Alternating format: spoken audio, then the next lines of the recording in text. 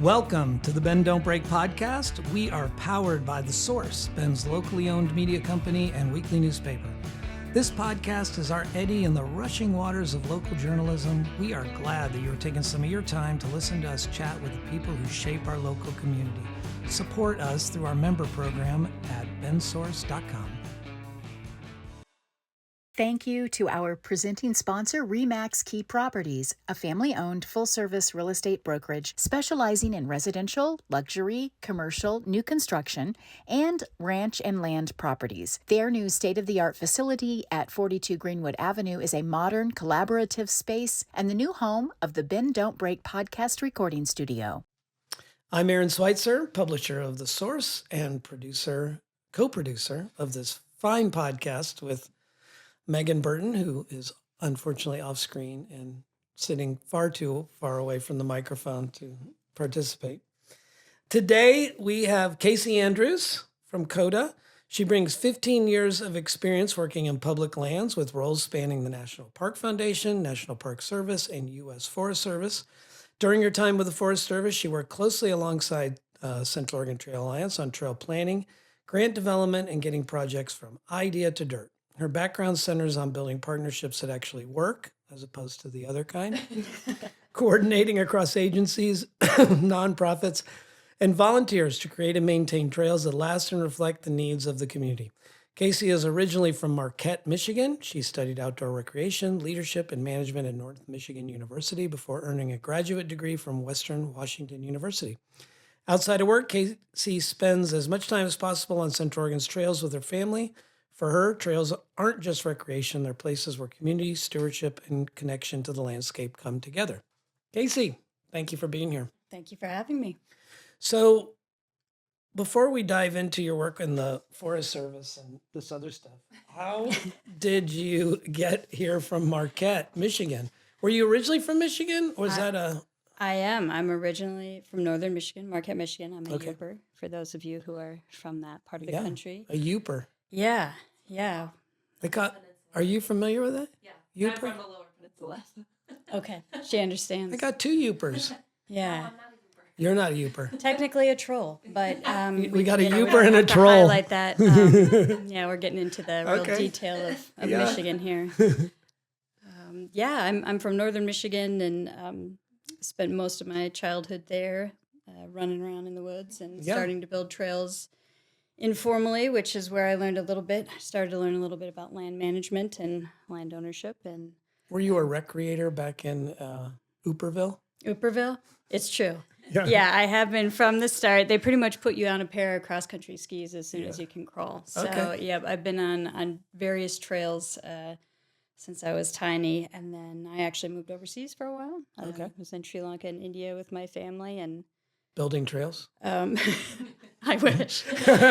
They were actually building houses. They worked for Habitat for Humanity. Okay. And it was, even though I didn't know it at the time, I was 8 years old, I started to get to see how culture impacts land use and connection to place, and how fortunate we are in certain places of the world to have that connection close at hand. So it's been a long adventure, and then finally came back to the U.S. Okay. And But your family was over there. You came back with your family. And did Yep. you come back? Would you leave from Michigan, come back to Michigan? Yep. Okay. Yep. It's like a magnet, northern Michigan. I hear that about It's Oopers. fierce. Yeah. Yeah. It's hard to get away. So we came back to northern Michigan, and that's where, like you mentioned, I went to school there. Yeah. Outdoor recreation. So when you're going to school in outdoor recreation, what was your vision for what you thought you might get into with that degree? Or were you just really a heavy recreator? A little bit of both. One, I think in undergrad, I realized, wow, I can make being outside a career. Yeah.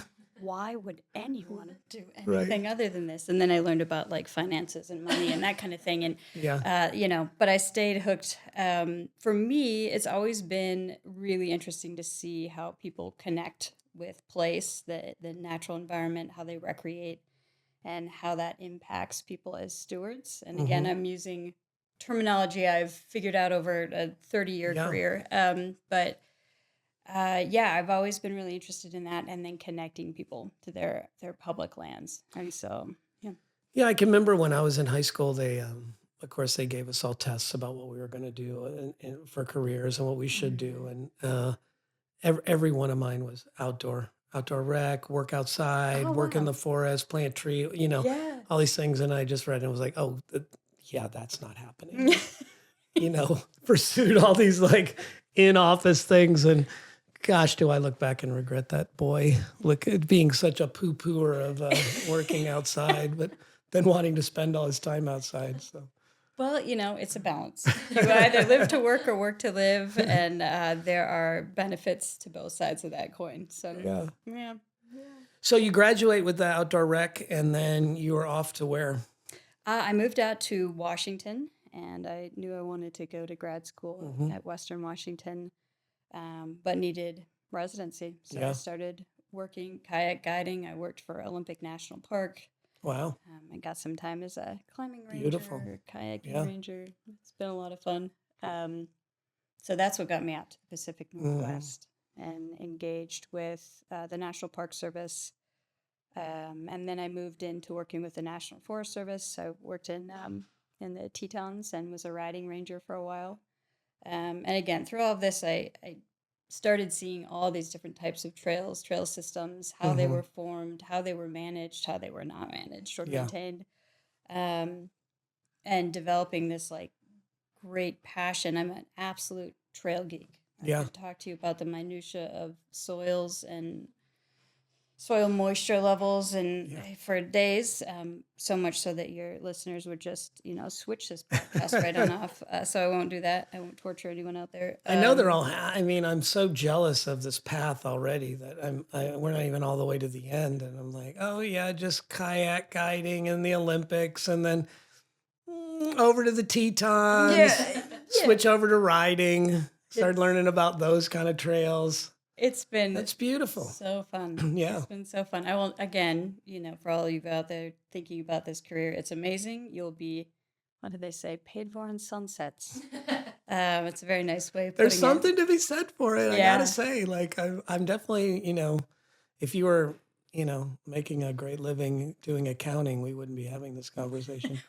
I don't know. I bet accounting is really cool. I don't, it hasn't been my strong It suit, depends on but your brain. Yeah. But as listeners go, I think we're all voting trail guide in the Tetons. I might be partial to that route. Yeah, right. Yeah.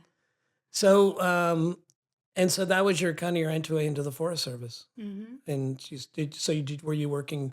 You're working as a ranger. Did you begin to work here with the Forest Service? No, I was going through grad school at Western at that point, and was studying technically environmental education, but I did a focus on international relationships with resource protection and recreation. And so I was able to go to a couple of different countries wow. and see how different folks built trails and connected their communities to those trails. And through that experience, I was actually working at Olympic National Park when they were taking down the Elwha dams. And Yvonne Chenard came out for the grand opening of the river. I guess you could call it that, the first explosion of the dam. It doesn't sound so elegant, but he came out to give a talk. And I, in my younger graduate self, all dressed up in my little ranger uniform, just we're in Patagonia. Well, yeah, underneath. Everybody sure, had their I'm Patagonia. I'm repping. Yeah. And I just built up enough courage to pull him aside and say, hey, I'm working on this for my graduate research. I'm looking at places to go to see how different cultures have interacted with their trail network. I'm just so nervous. I'm just sweating through that polyester uniform at this point. And he was like, you know what? I've got an idea. You should go down to Patagonia and work at Patagonia National Park. It's a park I've been working on with, at that time it was Conservation Patagonica, now it's Tompkins Conservation. And I said, heck yeah, send me up. And was able to go down and work with an international trails team down there. Wow. And You got a direct referral from Yvonne Chenard. Yeah, I mean, like, that's my one name drop. And it's a pretty good name drop. I think I had maybe 15 seconds with this Yeah. fella. So, like claim to fame right there. But I did get connected going down there. The Tompkins were down there at the time, and just got to see a completely different way of working on trails and being able to work with a group of people from different. What was it about what they were doing down there? So they were, when I was down there, they were designing the trail system. And it's a really cool example of converting land from historical use, which there was grazing. It had been slightly overgrazed, and they were turning it into a national park. And instead of saying, we're going to bring in rangers that have not lived on this land, who don't have a connection, they actually hired all the livestock folks, the grazers. Oh, wow. And they brought them in as rangers. Mhm. And so they were learning how to build and maintain trails for people instead of sheep. Yeah. And so it was really comical conversations, I will say. Some of their perceptions of what is an appropriate slope for a trail is slightly different than what we use for humans. Sheep are different. Yeah, I was like, wow, well, Yeah. that is a direct route. That is just straight up the mountain there. But it was really good cultural exchange. It, like I said, was a funny experience, along with very educational. And then I was able to bring those ideas back for my graduate work, and Great. just continue to grow that love of trails. How long were you down there? Only like 3 months. Oh, okay. Okay. Yeah, so it was just Have you been back? I have not. Since it's been fully designated and Yeah. open to the public, I have not, and I'd love to go back. Yeah, at that'd some be point. incredible. Yeah, Yeah. yeah. So then you come back from graduate school, Mhm. and And I this is when I switched over from the federal government to the National Park Foundation. There was an initiative that some folks might be familiar with, the Every Kid Outdoors program, Mhm. where fourth graders get free passes to all public lands, and it okay. opens it up for their family. And I was part of that initiative when it was just launching, so it hadn't been solidified into a kind of continuous budget. It was, I think, a 2-year initiative. So I was the director of the Every Kid, at the time, Every Kid in a Park initiative. They've changed the name to be more inclusive, and brought together all different partners, transit partners, folks from Major League Sports teams. Essentially, what we're trying to do is connect with kiddos that they might be able to see Mount Rainier from Mhm. their backyard, but Right. they'd never been there. And so, yes, it was great. We got them this pass.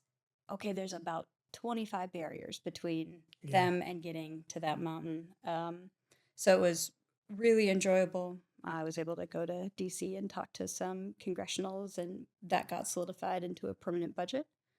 Um, and then after that, I jumped back into the National Forest. So, Okay. yep, and was in Hood River for a while before coming down to the Deschutes. And then here you worked for the Deschutes National Forest, and Mhm. it said, and you said in your intro, and you were working with COTA at the time.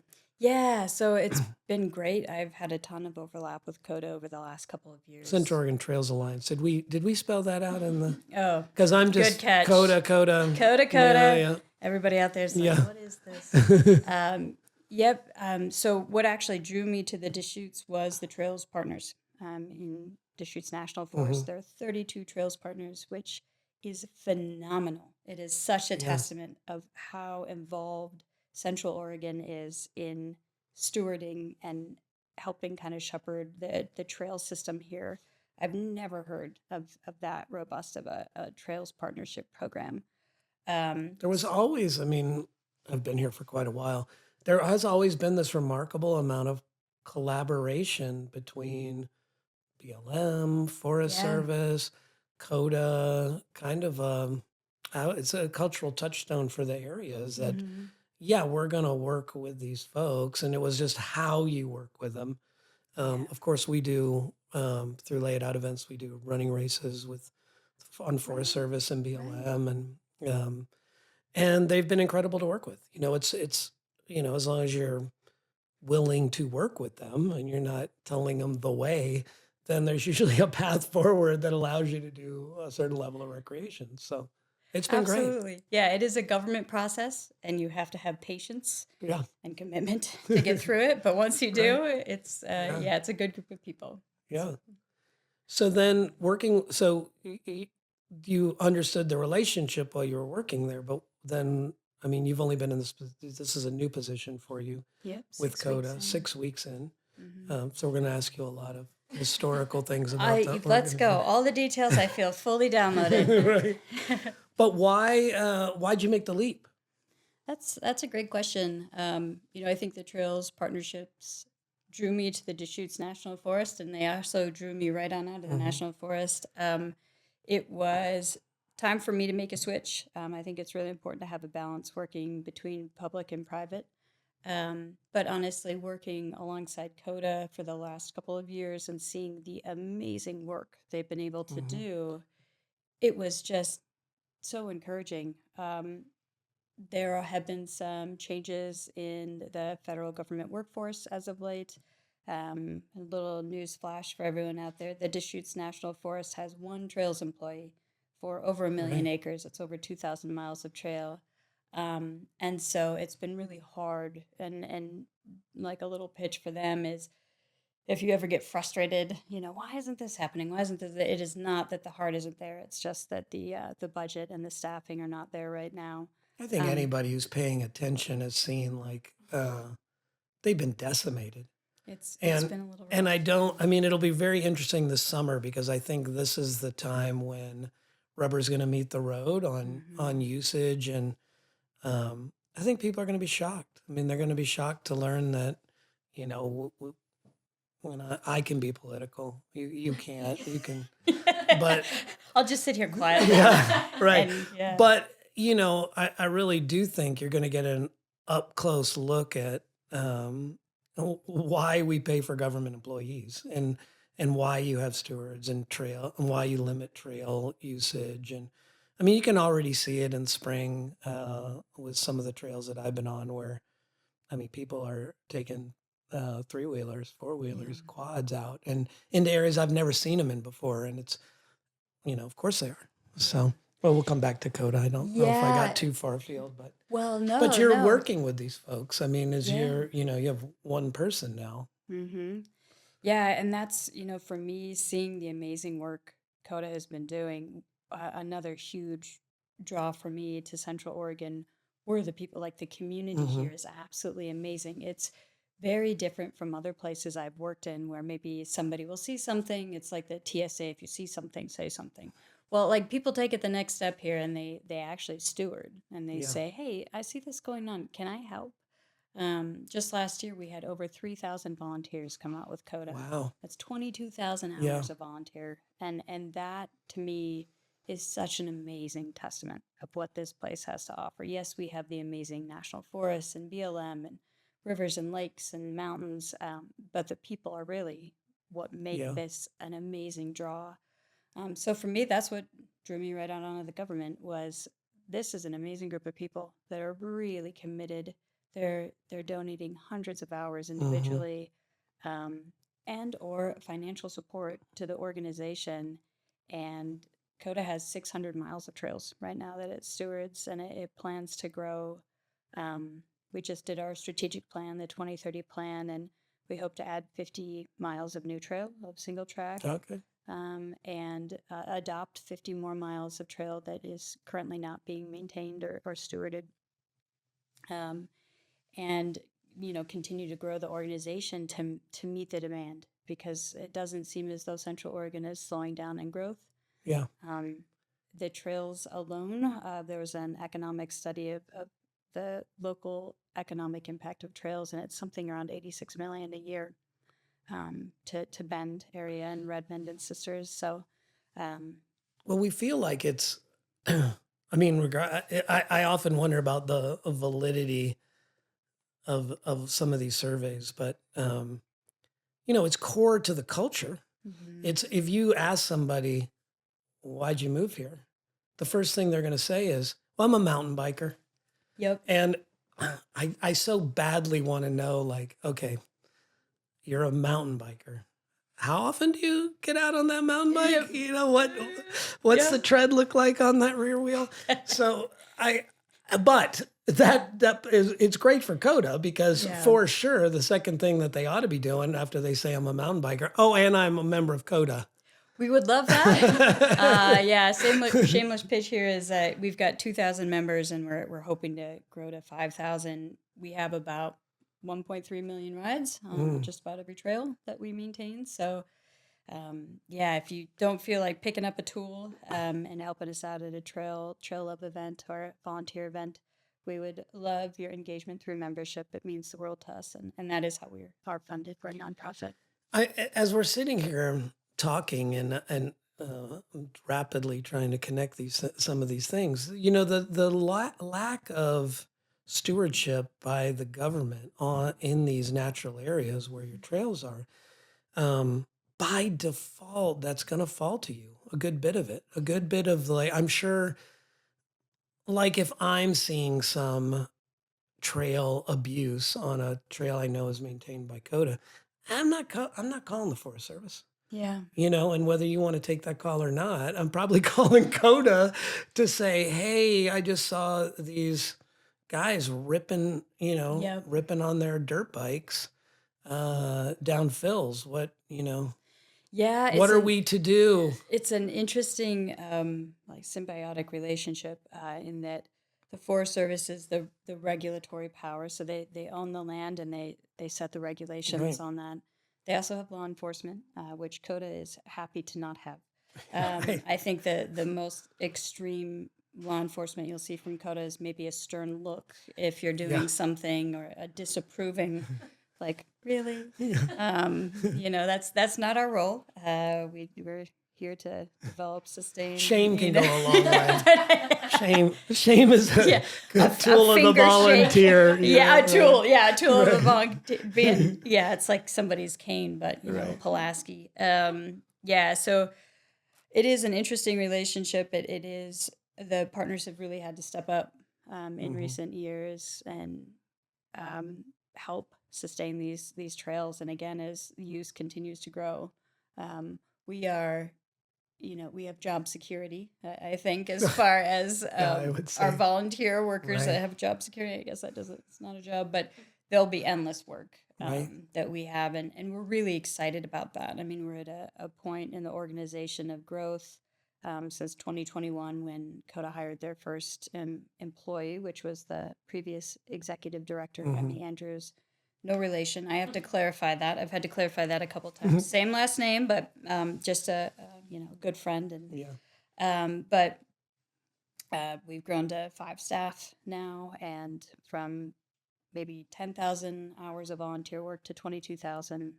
Wow. It's been an amazing time of growth, and we're here for it. We're excited, and we're absolutely honored to be trusted as the steward of the trails here in Central Oregon. I'm curious. I remember when there was all the discussion about e-bikes, and everybody was teeter-tottering on. I think they're probably still teeter-tottering if they've been run over on the river trail by one of those teens. But nonetheless, out on trail, it's philosophically contentious. And I know the pendulum has swung to usage. But and the hope, I remember when we editorialized in favor, the hope was that the e-bikers were going to join COTA, that there was going to be this, because there's more use, there would be a larger pool to draw from to conserve trails, appreciate nature, kind of the Wild Ducks Unlimited model of, everybody under the tent. Yeah. Have you seen that?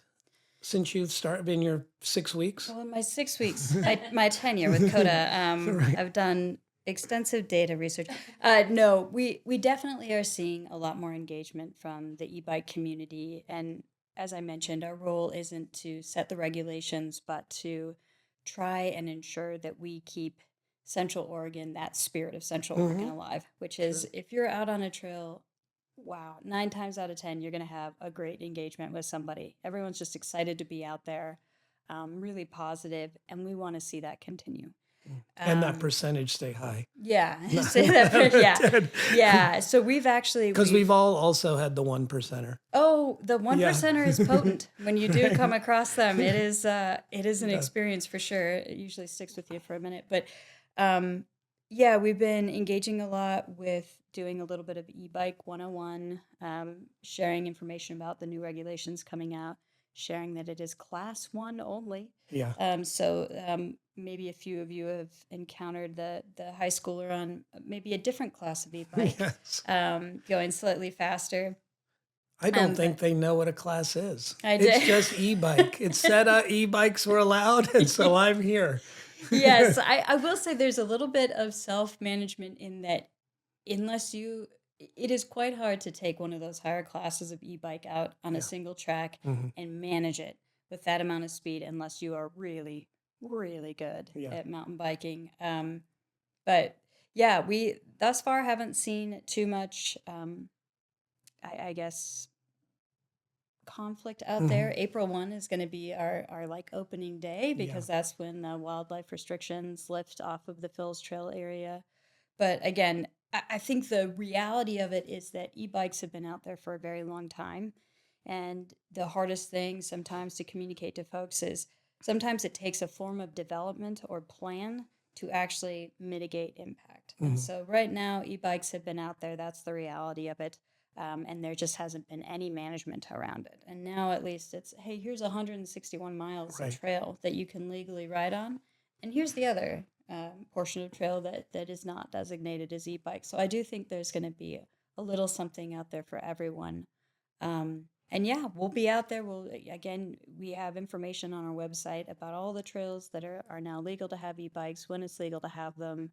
We're happy to answer any questions. So Yeah. just reach out to us. Again, our hope is to keep the amazing culture Yeah. of biking in Central Keep Oregon. it 9 out of 10. Yeah, and core of it, be nice. Yeah. You know, we're all out there riding bikes in the woods. Yeah. Just try and be nice to each other and um, recognize that there are going to be a few one-offs here and there, but Yeah. hopefully they're minimal. You mentioned a little earlier in your work, school work on soils, moisture in soils. We're getting in. Yeah, Going in, yeah. So Central Oregon, not the best dirt to It's- retain its form, let's just say, Yeah. after someone. How do you, and it's one of the reasons I know COTA is so important. So it's an easy snowball for you, but um, I don't know if the people in the mountain biking community here, and maybe I shouldn't speak for them, but do they realize like it's a fragile environment? Like it's not, you go to Oak Ridge or you go somewhere where there's clay Mhm. soil and those trails hold up pretty well, Yeah. and you're popping roots, but those roots are holding all Yep. that soil in place. Here, I mean, over time, I go and I visit trails I've biked on for decades, and they're canyons now. Yeah. Little stones that you used to pop over are now Mhm. things you're riding by. We're down in it now. So, I mean, that's got to be some consideration as some of these trails are aging and Yeah. starting to get a little not long in tooth, but low in valley. Little spiny. Yeah. Yeah, it is something that is definitely a complexity that is a reality here in Central Oregon. We get the moon dust Mhm. that is. You don't want to be third. Yeah. You don't, You don't even want to be second. you don't even want to be second. Yeah, it is. The spacing of bikes becomes a real thing halfway through the summer. But yeah, it does add into the maintenance element. Mhm. And I think with trail work, if we're doing a fantastic job, you never know we were there. And that is, it's kind of a thankless job, but also it is one of those things where I think some people go, well, why would I become a member of COTA? Like the trail's been built, it's done, it was funded. Yeah. Right. Thank you so much. Great bank. Yeah, It is yeah, awesome. and the thousands of hours that Yeah. sometimes go into each individual trail every single year to continue to maintain as we get into that hotter, drier season, to clear the trees out of the trail. We've already hit a couple hundred trees just this spring Mhm. on routes that people are very regularly riding. Um, so it takes a lot of work and it takes a lot of thought in the planning process of how can we build this to actually have holding features to have some chance Right. of success Right. mid-summer. But yeah, it's a fun battle. We're always going to be covered in dust. Well, is it fair to say that some of these trails that were there not an organization to maintain them, they would become unrideable? Absolutely. Yeah. Absolutely. I mean, even 1 year without maintenance, some of our trails could nearly disappear. I mean, just the shrubbery alone, like all the veg work that we do to clear back the trail, all the irrigation work we do, the drain ditches. If you come out and do a trail work day, little disclaimer is that you will never be able to ride a trail and look at it the same way again. My family is always like, just leave her when we're hiking or biking, because I stop all the time and I'm like, hold on 1 second, I just got to cut this back, or this looks like it's clogging. I'm gonna just Look where we'll this see at the guy just trail. rode off to the right. Like, Yeah, yep. So it is absolutely a reality that these trails require constant maintenance. Yeah. And yes, there are some seasons where it calms down slightly, but we have a report form on our website for down trees. Anybody can go onto COTAMTB.com, report a down tree, and it is actually kind of magical how quickly it disappears. The Sawyer group that is engaged with COTA, they are so fast, so prompt. But that's both fantastic for the rider, and again, it's something that a lot of people don't see. There might be a handful of people that see that tree down before it magically disappears. And there aren't trail ferries, although our volunteers are pretty magical in the amount of time and energy they put into it and what they are willing to drop to go out and help us out. I mean, if you've ridden Mrazek and you've seen all the little peckerwoods off to the side, and and every one of those cuts, I'm like, who came through here? Yeah. There's hundreds of trees here lining this trail about that far from taking my pedal, but oh yeah, and I those are the guys I'm amazed at how they're banked and all the work that goes into it. But I'm always very impressed by the fact that they cut all those trees back, because you're riding with a chainsaw. In some cases, I mean, yeah. I know they're hand sawing them really, but I won't disclose one way or Yeah, another. right. It's cleared. It's It's the cleared. important That's thing. right. Right. Yeah, it is usually with hand tools. Well, we are at the end of our period. I know Wow. when we started, you were like, I don't really have much to say. I've only been in my position 6 weeks, but you were wrong. Thank you for guiding me through this conversation and the time with you all. Is there anything that you would like to say to readers, viewers, watchers that we didn't touch on? I think the most important thing is just a massive thank you to all our donors and our members. Without you, we could not be doing this work. For every position that we have with COTA, it leverages hundreds, if not thousands, of volunteers. So thank you so much. And if you do enjoy the Trail Network, we would love it if you would think about joining our team as a member. It is not much more than a beer or two at a local brew pub, and it helps sustain the trails for this year. It kind of adds to the legacy of Central Oregon. You probably make up for that beer at the end of the trail build anyway. Yep, exactly. If you come out for a Trail Love event, you get a beer. I'm just going to say that. Well, Casey, thank you for being a part of the podcast and for everything you're doing out there. Thank you so much for having me. This has been the Bend Don't Break podcast. I'm Aaron Switzer, producer. If you like what you heard, please go to our website, bensource.com, and become a member and support us so we can keep bringing folks in like Casey. Thank you. Thank you. You've been listening to the Bend Don't Break podcast, powered by The Source Weekly. To read, hear, and see more of what we do, go to bensource.com.